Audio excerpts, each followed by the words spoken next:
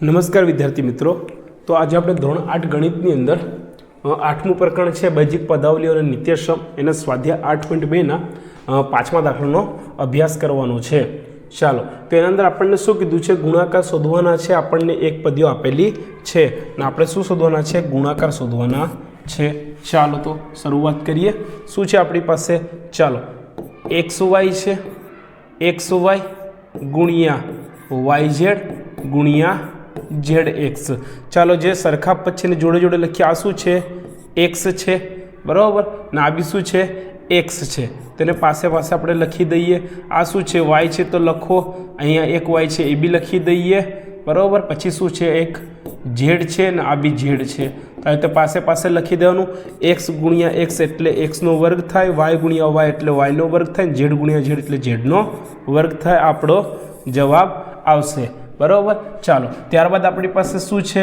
તો જુઓ, A છે ગુણ્યા શું કીધું છે? -Aનો વર્ગ કીધો છે, અને પછી ગુણ્યા શું કીધું છે? Aનો ઘન. ચાલો વિદ્યાર્થી મિત્રો, આપણે એક સ્ટેપ અહીંયા વાળું ઓછું કરી દઈએ. ચાલો, જવાબ કેવો આવશે? આ -A ને ગુણાકાર આપણે કરીશું તો જવાબ માઇનસમાં આવશે, ને આ બંનેનો ગુણાકાર આની જોડે કરશું તો બી જવાબ શેનામાં આવે? માઇનસમાં આવે, બરાબર. ગુણાકારનો નિયમ છે કે દાખલા તરીકે અહીંયા -A છે અને ગુણ્યા B હોય તો જવાબ શેનામાં આવશે? -AB જવાબ આવે. અથવા તો અહીંયા આપણે -B કરી દઈએ અને અહીંયા A કરી દઈએ તો બી જવાબ શું આવશે? -AB. રેડી? ચાલો, તો જવાબ માઇનસમાં આવશે. અહીંયા 2 ઘાત છે 3, તો 3 ને 2 5, ને અહીંયા કશું નહીં એટલે 1 છે, બરાબર. અહીંયા કેટલી ઘાત છે? હોય 1 હોય. આ 3, આ 2 5 અને આ 1 6, બરાબર. તો એની કેટલી ઘાત લખી દઈએ? 6 ઘાત લખી દઈએ. આ ગુણાકાર થઈ ગયો. ચાલો, ત્યારબાદ કેટલા છે? તો 2 ગુણ્યા 4y ગુણ્યા 8yનો વર્ગ ગુણ્યા 16yનો ઘન થશે. રેડી? ચાલો, હવે 2 ગુણ્યા આ 4 ગુણ્યા આ 8 ગુણ્યા આ 16, બરાબર, ગુણ્યા બીજું શું છે? અહીંયા આ y છે ગુણ્યા અહીંયા yનો ઘન છે ગુણ્યા તો yનો ઘન છે ને અહીંયા વર્ગ છે. રેડી? ચાલો, તો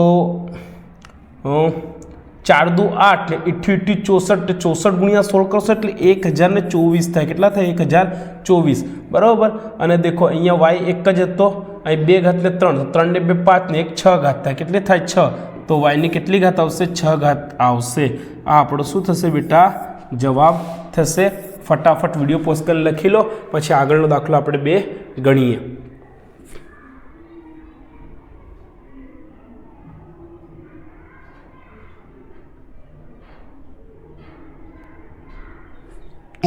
ઓકે, ત્યારબાદ ચોથો દાખલો છે A ગુણ્યા 2B ગુણ્યા 3C ગુણ્યા 6AB અને C. ચાલો, તો આપણી પાસે શું છે? આ પહેલાં તો 2 લઈ લઈએ. 2 ગુણ્યા આ 3 ગુણ્યા આ વાળા 6 ગુણ્યા આ A.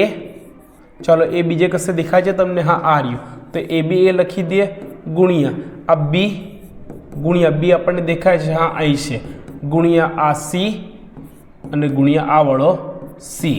ચાલો, તો આપણી પાસે શું મળશે? ચાલો, 2 તરી કેટલી થાય? 6 થાય. 6 36. તો આ કેટલા થઈ જશે? 36 થઈ જશે. તો લખવાના અહીંયા 36. હવે A ગુણ્યા A એટલે શું થાય? એનો વર્ગ થાય. B ગુણ્યા B એટલે શું થાય? બીનો વર્ગ થાય. C ગુણ્યા C એટલે Cનો વર્ગ થાય. ત્યારબાદ શું છે આપણી પાસે? તો M ગુણ્યા શું કીધું છે? -MN અને ગુણ્યા MNP. ચાલો, સરખા સરખા પદ આપણે જોડે લખવાના છે.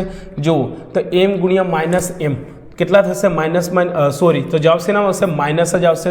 -Mનો શું થઈ જાય? વર્ગ થઈ જાય. પછી શું છે? N છે. N ગુણ્યા N એટલે Nનો વર્ગ થઈ જાય. ત્યારબાદ શું છે? P એટલે ખાલી લખી દઈએ અહીંયા P. તો આપણો શું થઈ જશે? જવાબ થઈ જશે. વિદ્યાર્થી મિત્રો, અહીંયા આપણે નાનકડી ભૂલ કરી છે. અહીંયા જે દાખલો છે M ગુણ્યા M, તો અહીંયા શું આવશે? Mનો વર્ગ. પણ તો આ બી M છે એટલે અહીંયા શું આવશે? Mની 3 ઘાત આવશે, Mનો ક્યુબ, બરાબર. આ ભૂલ સુધારી લેજો થોડી. તો આપણો જવાબ શું આવશે? -Mનો ક્યુબ અને પછી Nનો વર્ગ અને P. આ આપણો જવાબ આવશે. ઓકે, તો ભૂલ સુધારી લેજો. મળીશું નેક્સ્ટ વિડીયોમાં. ધન્યવાદ. જય હિન્દ.